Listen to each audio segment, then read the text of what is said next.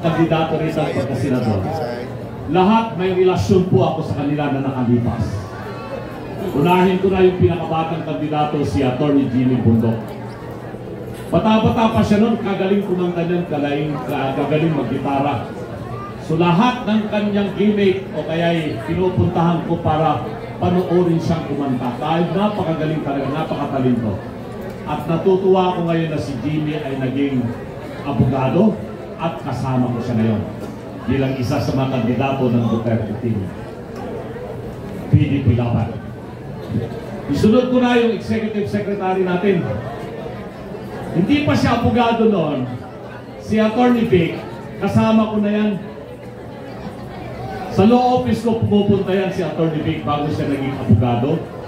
At isinama ko siya sa politika dahil kinukumpinsi namin noon si Secretary Juan Clavier na senador para tumakbo siyang presidente ng 2004. 2003. Payag na sana si Senator Clavier na tatakbong presidente at kasama ko si Vic Rodriguez. Umikot kami dyan sa buong Northern Luzon para ikampanya na yung Juan Clavier for president. Ngayon, abogado na siya. At masasabi ko, tama nga ang sabi nila, yung teacher ay lalampasan ng estudyante. Kasi naging ordinary cabinet member lang ako ni PRRD, pero si Atty. Vic Rodriguez naging primus inter pares executive secretary. Si Philip Salvador, katulad ni Jimmy Bundok, ito yung sinasabi namin kandidatong senador na lover. Abogado niya ako. Nung tumatakbong vice governor sa Bulacan, pinapadisqualify siya ng kanyang kalaban. So kinuha niya akong abogado, pumunta ako doon sa Bulacan, inargue ko yung kanyang kaso, at nanalo kami.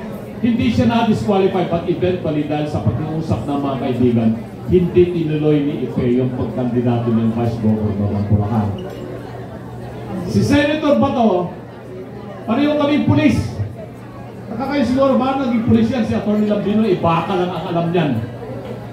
Kasi adopted member ako ng Philippine National Police, BNPA class of 1988. At isa ako sa campaign manager niya noong 2019 nung tumakbo siyang senador. Siyempre si Senator Bato ay champion natin para sa seguridad, katahimikan, etc. Napakagaling na senador. Alam naman natin, hindi siya masyadong madaldal, pero pag nagsalita, talagang tagos sa puso yung kanyang sinasabi. Takot yung mga iba sa kanya. At yun ang kailangan natin ibalik muli sa Senado. Si Senator Bongo, at 2014, isa ako sa kasama ni Speaker Pantaleon Alvarez, Bebot Alvarez. Kami ang isa sa mga sol-sol para tumakbo si PRRD. Ayaw talaga ni PRRD. Pero si Speaker Bebot, siya yung aming leader doon sa tinatawag naming Champs of Rudy Duterte.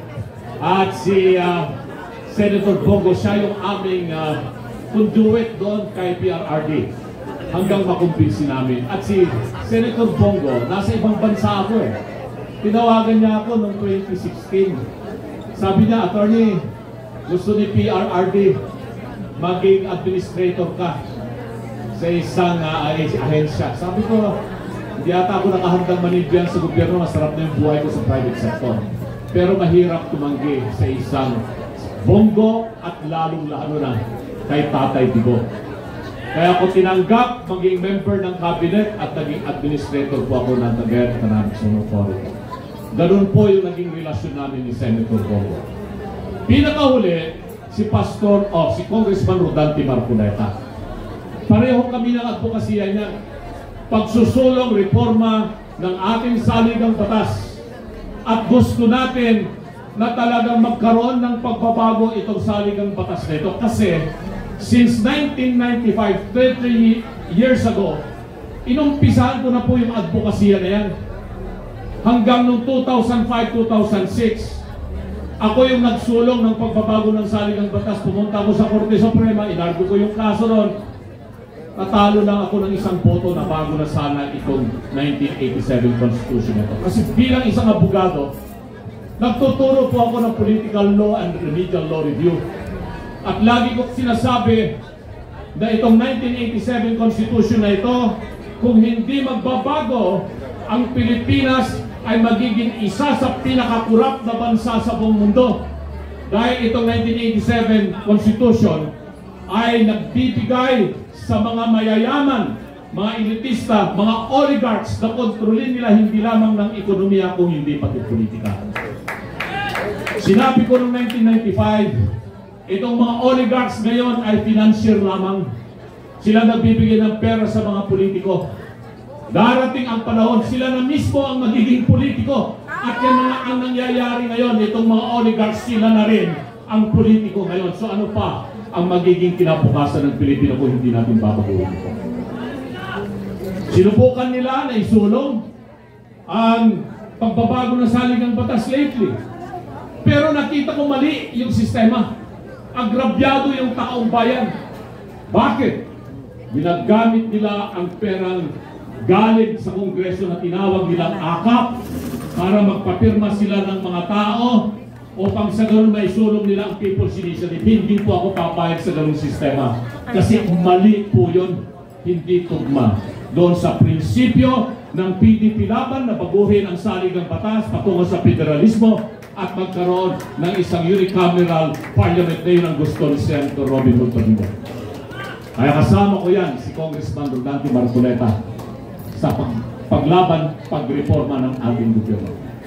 Panghuli si Pastor Apollo Kibuloy. Noong 2010, hindi rin po ako makatanggi. Bata pa ako noon. Imagine na 2010, 15 years ago, malakas pa akong pumalo ng golf. Single handicap pa ako sa golf noon. Pinatakbo po akong senador noong 2010. Alam ko, napakahirap. Lalong mahirap kasi hindi popular yung nakaupong presidente noon. Negative yung kanyang trust ratings, President GMA.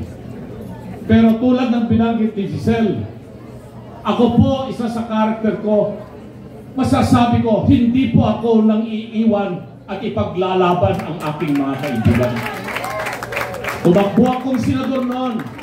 Ang isa sa tumulong at nagbigay lakas sa akin na magpatuloy si Pastor Apollo Kibuloy. Dahil kahit alam niya po, mahirapan ako, hindi ako mananalo, inimpita po ako at nagpunta po ako sa KOJC sa Davao. Napunta pa ako sa Tamayon, nakailang beses po ako bumisita. At yung mga instruction sa lahat ng mga media outlets ng SMNI, KOJC sa buong Pilipinas, laging nandoon nakatutok po sa ako. Kaya maraming salamat, Pastor Apollo Kibuloy. So yan po yung relasyon ko sa mga 8 kandidato ng Team Duterte PDP laban. Ano naman ang ginagawa ko dito ngayon? Ilocano ako. May sak na Ilocano ang kandidato under Team Duterte PDP laban. Ganda kayo ng kabagyak, ilyak na Ilocano. Amoy ang nusin ko tipot-pot no ng Ilocano. Dahil may sanga, dahil tipuso nga na nakarakder tata. Dahil tamang ibagbaga na Ilocano, handang amog sa Ilocano tatatahan na din makin. Ditayang tayo doon.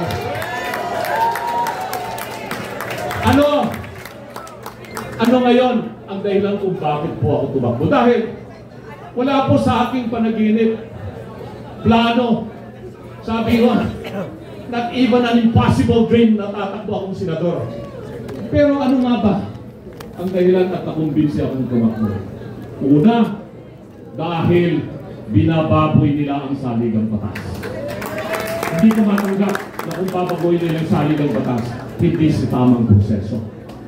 Pangalawa, nung inumpisan na nila, nabanatan ng banatan si VP Inday Sara na kung ano na ang mga lumalabas, tinira nila sa DepEd, tapos titirahin nila yung confidential fund. Alam naman po natin kaming mga abogado, merong circular yan ng Commission on Audit at merong din executive order kung paano i-handle ang confidential fund. At dito sa problema ng confidential fund, hindi pa tapos yung final audit eh. Meron lang notice of disallowance, ibig sabihin hindi pa nakukumpleto yung mga dokumento, pero nagtapos na yung taon dahil na naibigay yung confidential fund, magtatapos na rin yung taon at kailangan gamitin yun. Tapos yun ang sasabihin nila na peke-peke yung mga pumirma kung sino ang tumanggap ng intelligence fund. Hindi hayaan muna natin yung Commission on Audit na maglabas ng hindi lamang notice of disallowance at sabihin ng Commission on Audit na nagkaroon ng graft and corruption. Wala pong ganon, pero pag pinakinggan mo yung sinasabi ng mga nasa Quadcom, maliban lamang sa isang Congressman Marcoleta na siya ang malakas at matatag nagdepensa, kitang-kita ko kung paano nila talagang winalangya yung hearing para lamang maisampa nila ang impeachment. At dito na nga, sabi ko, isasampa nila yung impeachment. Kaya nung tinawagan po ako ni Executive Secretary Miguel Bea, nasa abroad na naman ako. Ayan si Astra Knight, si Attorney Amy, yung mga kasama ko sa PDP Laban. Alam nila wala sa plano ko po na tumakbo sa pagkasinugaw. Pero alam naman po natin na isasampa yung impeachment case laban kay Vice President Sara. Sabi nga ni Attorney Vic, papayagan ba natin na nakawin nila yung Vice Presidency? Hindi tayo papayag.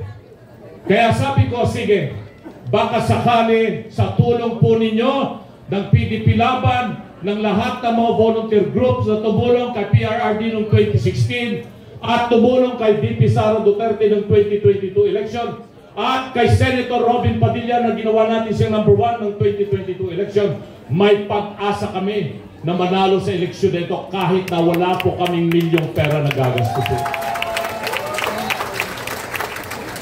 Dito natin may papakita yung tunay na lakas ng Partido PDP Laban, lakas ng Team Duterte at lakas ni Senator Robin Padilla.